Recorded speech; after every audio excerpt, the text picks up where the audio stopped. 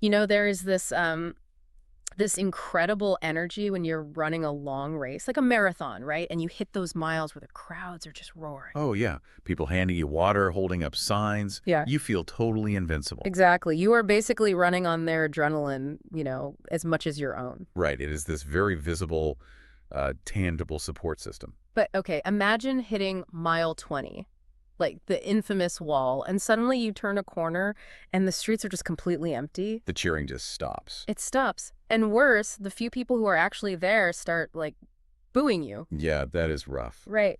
Well, welcome to today's deep dive. We are exploring the mechanics of finding strength when human encouragement just completely vanishes. We're unpacking this reflection piece titled Day 46. Yeah, and it's so relevant because, I mean, we all love those seasons where friends, family, your whole community's in your corner. Oh, for sure. But our mission today is focusing on the flip side. Those difficult seasons where the phone stops ringing, messages dwindle, and people just uh, misunderstand or even criticize your best Ugh. efforts. It is that mile 20 emptiness. And to figure out how to navigate that, we are diving into a pretty extreme historical example from the text.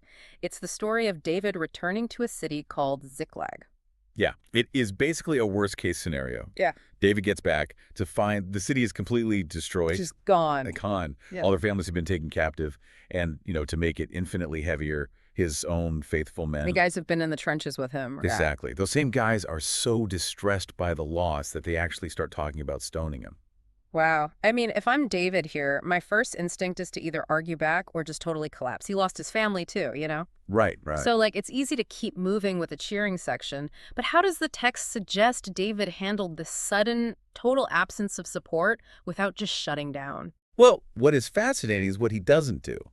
He doesn't wait for the circumstances to magically improve. And he definitely doesn't wait for his men to calm down and apologize. He actually bypasses the human element entirely. The text notes that David simply found strength in the Lord his God. So he's just shifting the source of his approval entirely. Precisely. And think about why this shift is necessary when you are isolated. Because nobody else is there to give it to you. Well, yeah, but also sometimes the people around you simply cannot encourage you because they're crushed under their own burdens. Oh, like David's men were. Exactly. Furthermore, the source points out that temporary loneliness is often allowed, so you learn to depend deeply on God rather than, relying on the fragile crutch of human approval. Okay, I have to push back here a little bit. Go for it. Relying entirely on God sounds great in theory, but I mean, as social creatures, we are literally wired to crave human validation. We need to be liked. It feels almost impossible to just turn off that need for a cheering section when you're in the trenches and, answers seem delayed. That is a completely fair challenge, and it's why spiritual maturity can't just be this abstract concept. Right, you need something concrete. You need an active disruption of that despair. So the text actually gives a literal, practical 10-minute action plan to override that craving. Wait, really? So this isn't just abstract theology? Not at all. Okay, so what does this actually look like on a random Tuesday morning? Well, you sit down in a quiet place and you write down exactly 3 specific situations where God has helped you in the past. Just 3. Just 3 things. Yep.